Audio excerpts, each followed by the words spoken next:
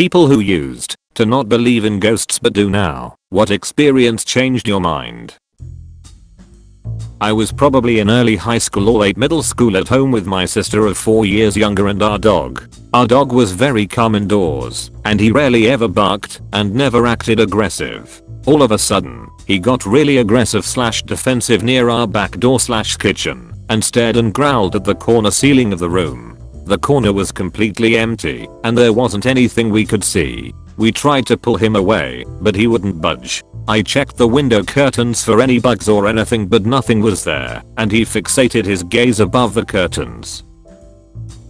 I went out to the backyard and peeked up and down my driveway as well to see if maybe my dog heard something from outside, but nope. Opening the door didn't interest him at all. My sister and I kind of stared at each other, and that sent chills down both of our spines, as just our looks at each other confirmed we were both experiencing this thing. We didn't say a word to each other in the moment, but I'm pretty sure we were both thinking some paranormal shit was there that our dog sensed. Over a couple of weeks years ago, living with my ex, while we were in the shower together, the bathroom door got knocked on extremely hard and aggressively. Got out and opened it basically straight away and there was no one there. No one was in the house and all the doors were locked. We also had the cliche footsteps, and I remember one night there was this weird music coming from nowhere but still in the house. That was whack. A Friday night, maybe Saturday, it was years ago now. Some teenagers from next door came and knocked saying there was someone in the house with them. They were alone for the weekend, so my mates and I plus them and my partner went out with them. We saw the lights go out all at once but no one came out. The cops came and called for backup. They went through and found no one after looking for like 15 minutes. The thing is though, unless whoever was in there could climb 4 meters in a few seconds, the only way to the street was past us. They stayed with us the night, but we never heard anything about it again. They also moved away maybe a month after, I think. The last thing that went down over those weeks was the one that fucked with me the most. I heard as clear as day my name said right behind me and then footsteps above me while doing some early morning weekend work. I used to work in a very high security facility, and for someone else to be in the building they would have to have been let in by me and couldn't be in there before me as the alarms couldn't be deactivated without my fingerprint. I almost shit myself, and after talking with my boss on the phone and checking that there really wasn't anyone else there besides me, no cars besides my work car and my private car locked in the grounds with the other work cars, there I bailed and never did Saturday mornings alone. After that, nothing ever happened and nothing before. I still think about those weeks all the time. It was f***ing weird, and I have no explanation besides if I know ghosts. We were in the process of moving from an apartment over a business, and I told the landlord about an experience I had one night. I got up to go to the bathroom, and in the hallway I saw 3 dark shadows moving along the wall, man-shaped, and it looked as if you could reach through them into an infinite void. I was terrified and started yelling, and my father came out of his bedroom to see what was the matter and said I was dreaming it. I know to this day I wasn't. It was very distinct, and I was standing in the hallway. So as I tell the guy I'm glad to leave the place, no offense, he tells me sincerely that years ago the shop was a bakery and there was a fire that burned the place, and it was rented by 3 brothers who perished. He had the most bizarre look on his face trying to see if I was pranking him. Totally weirds me out to this day. Most of my family is extremely religious and believe in ghosts wholeheartedly. Most of them claim to have seen something paranormal at some point in their lives. I wasn't very religious, and I always thought to myself, if I haven't seen it, then it's not real. That changed during my senior year in HS. I was dog sitting at my great aunt's house while she was out of town for a few days. A little after midnight, I'm watching a movie and my aunt's dog starts barking like crazy and runs up the stairs at full speed. The dog was small but fierce. Suddenly, I clear as day heard a gravelly voice at the top of the stairs say, "Bad doggy." The voice was deep and masculine. I went upstairs because I was certain nobody else was supposed to be there. I looked around and there was nobody in sight. The dog was still barking at something that I couldn't see. She was just barking at an empty hallway. That's when I heard footsteps walking away from us down the hall and into my aunt's bedroom. I could hear the footsteps, but I couldn't see anybody making them. I noped the fuck out of that house with the dog and went outside in my car. The dog and I slept there for the night. I'm not entirely sure WTF I experienced that night, but I definitely believe in the paranormal now. I never told my aunt about what happened, but apparently my great uncle, her husband, had died in that house a few months after I was born. I never knew him, but I'm willing to bet that it was him who I heard that night. I still don't believe in ghosts, but I did have a strange experience. I had a cat who I found in a ditch many years ago. She was cute, and I pet her, so she followed me back down the train tracks about a mile to my home. I opened the door for her, and she went in. She was offered the opportunity to go back out, and did for a moment, but then came back in. She was mine forever. I've had many pets over the years, and loved them all, but this one was different. She wanted to be near me all the time. I'd often said I'd never had a cat who made me feel like my personal space was being violated before. She followed me up to bed every night and purred me to sleep.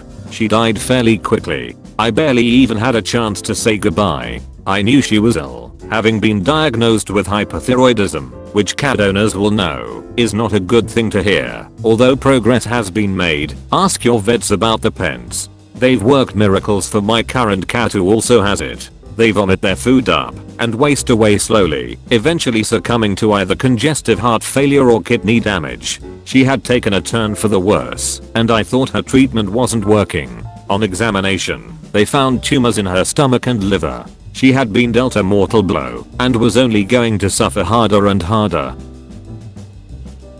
In the most painful one I've ever had to deal with, I put her down, and she even meowed one last time before the end. I forgot to mention that this cat was also the most talkative I've ever had. She frankly wouldn't shut up. I buried her in the yard to keep her close and tried to go to sleep, completely beside myself with grief. As I lay down, I heard something familiar.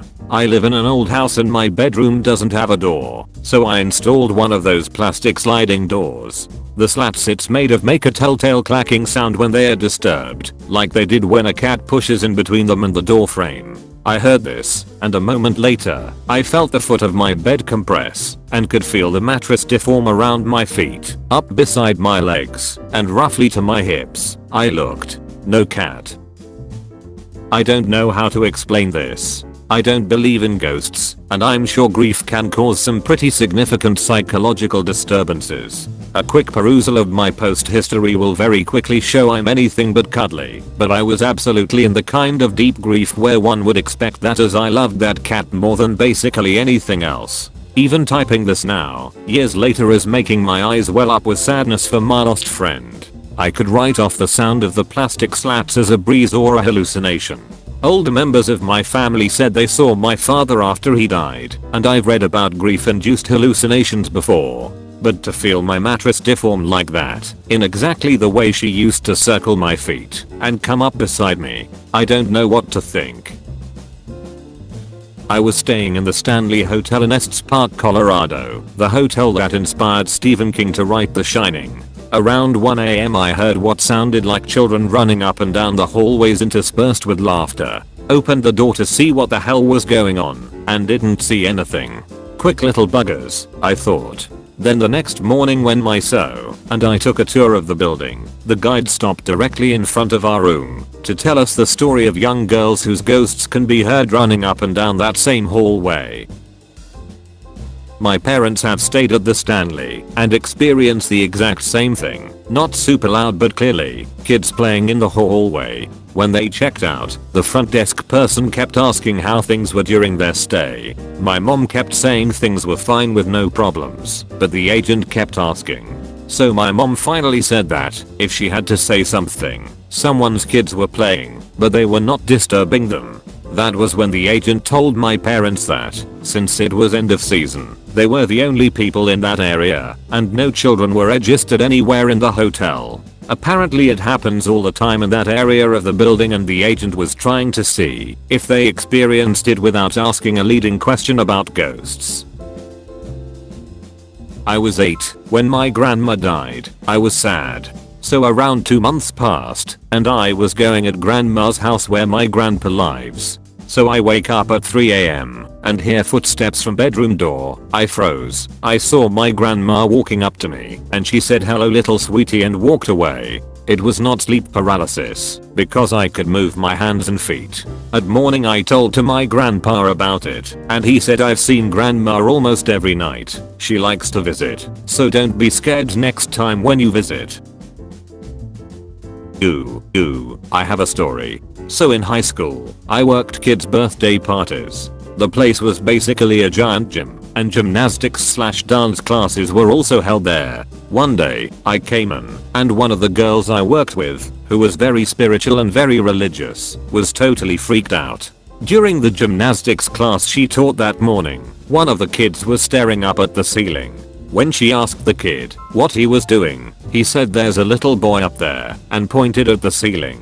Strange enough, but whatever. Kids are weird. Later, 2 girls who were working a birthday party before mine came out of the gym and were visibly shaken. A pair of 5-year-old twins went down a slide and then stared at the ceiling. They both said that there was a little boy up there in the same spot on the ceiling that the kid from the morning gymnastics class. We all went in and inspected the ceiling. Of course, it was just a regular grey warehouse Y ceiling. But we were all super freaked out at that point. During my party, I was pushing a little boy on the giant swing we had in the gym. He too began to stare at the ceiling. He said directly to my face, "Hey, there's a little boy up there." We told all of our coworkers and managers about the 3 separate experiences we had today with children from different parties and classes seeing a little boy on the ceiling. The next day, we had downtime between parties and nobody was in the gym. There are cameras in the gym that allow parents to see their children playing from the lobby. My manager called us out of the break room. "Guys, check this out." We come out and see the screen, which is streaming from the gym, showing that giant swing going back and forth. Nobody's in there. It's just the swing going. I like to think that the ghost was truly a little boy who just wanted to play and he finally got to go on the swing. Could be worse. Hey, if you want to get all of nothing, you can join my Discord. There is a link in the description. Have a great day.